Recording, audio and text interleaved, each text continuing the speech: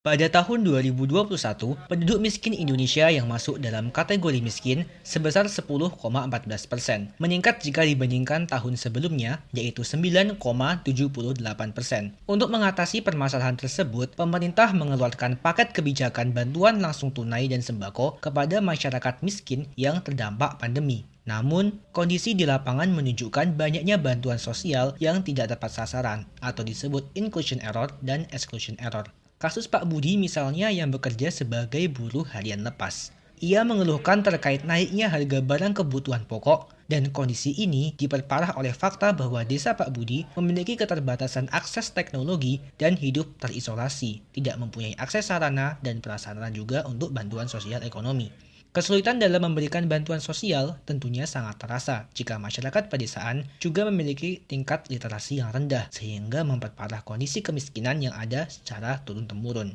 Beberapa masalah terkait penyaluran bantuan sosial diantaranya berdasarkan data, 514 kabupaten dan kota yang ada, hanya 29 yang tertib melakukan pembaruan DTKS. Kurang mutakhirnya DTKS menyebabkan inclusion error karena terdapat orang yang sudah meninggal atau berpindah daerah yang masih berada dalam DTKS tersebut. Masyarakat pedesaan masih memiliki literasi yang sangat minim mengenai alur pembelian bantuan sosial. Faktor seperti teknologi dan sulitnya akses pendidikan masih menghantui banyak pedesaan-pedesaan Indonesia. 49% responden menilai bantuan sosial dari pemerintah salah sasaran. Berdasarkan permasalahan di atas, kami menyodorkan dua saran kebijakan. Yang pertama ialah pemanfaatan kegiatan kuliah kerja nyata atau KKN sebagai upaya sosialisasi program bantuan sosial pemerintah. Program KKN atau kuliah kerja nyata yang merupakan syarat kelulusan bagi beberapa universitas bisa diarahkan sebagai perpanjangan tangan dalam memperbaiki distribusi bansos di level daerah tingkat 3. Kebijakan ini dapat dijalankan dengan yang pertama, dibentuknya standar acuan pembelajaran dari Kementerian Pendidikan, Kebudayaan, Riset, dan Teknologi mengenai KKN yang berbasis sosialisasi bantuan sosial. Yang kedua, mengadakan training ataupun workshop kepada mahasiswa yang akan terjun dalam KKN secara Information and Communication Technology atau ICT. Yang ketiga, penyusunan evaluasi hasil sosialisasi oleh mahasiswa KKN diteruskan kepada pemerintah, baik pemerintah daerah mulai dari kecamatan hingga kota atau kabupaten.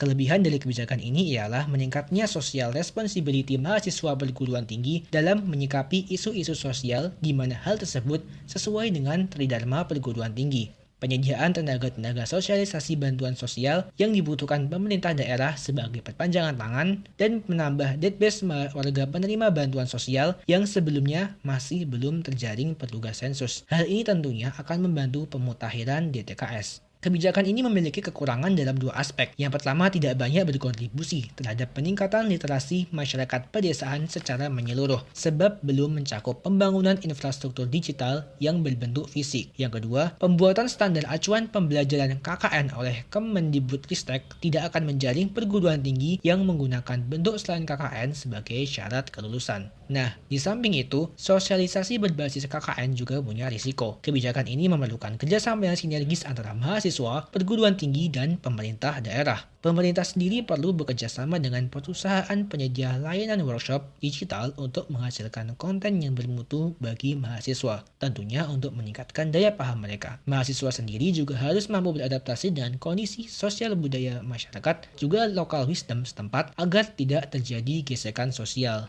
Mari kita berlanjut ke opsi kebijakan yang kedua. Kebijakan ini adalah penguatan akuntabilitas dan transparansi dalam pembaruan DTKS dengan sistem pendataan door-to-door serta verifikasi dan validasi silang. Pembaruan secara berkala memang diperlukan untuk menghadapi dinamika kependudukan seperti migrasi, kelahiran dan kematian, serta mobilitas vertikal dalam masyarakat. Akan tetapi, survei yang dilakukan SMRC pada tahun 2020, 49% responden menilai bantuan sosial dari pemerintah salah sasaran. Kebijakan ini hadir untuk meminimalkan exclusion error akibat banyaknya masyarakat yang pasif. Dalam kebijakan ini, pemerintah provinsi dapat memerintahkan pemerintah kota atau kabupaten untuk melaksanakan pendataan door-to-door selaras dengan skema bottom-up.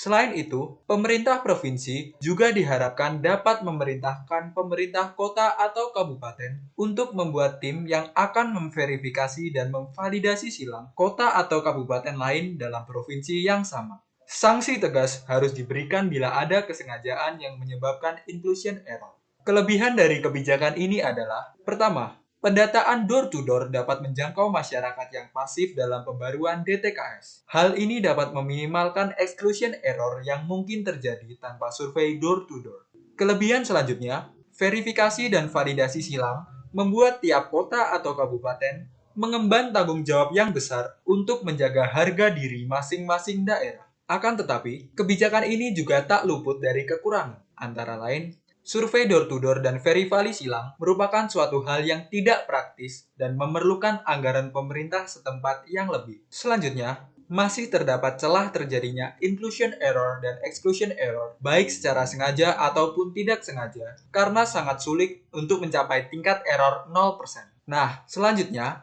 kebijakan ini juga menimbulkan beberapa risiko. Yang pertama, kebijakan pendataan door-to-door dan verifikasi silang memerlukan sinergi antar daerah dan integritas petugas pelaksana. Dan yang kedua, keefektifan yang masih belum diketahui juga menjadi risiko pembengkakan anggaran pemerintah dalam melaksanakan kebijaksanaan ini.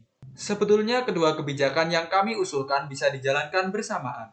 Tetapi kami lebih merekomendasikan kebijakan pertama dibandingkan yang kedua. Alasannya, kebijakan pertama langsung menyasar masyarakat akar rumput secara langsung dalam memahami alur pemberian bantuan sosial secara holistik. Program KKM juga membantu pemerintah dalam mengumpulkan data-data statistik tambahan untuk menguatkan database DTKS yang ada. Kebijakan yang kedua bekerja secara tidak langsung dengan mengubah mekanisme sebelumnya. Oleh karena itu, masih terdapat banyak celah kesengajaan karena kebijakan ini belum dapat memperbaiki mindset dan literasi kebijakan masyarakat secara umum.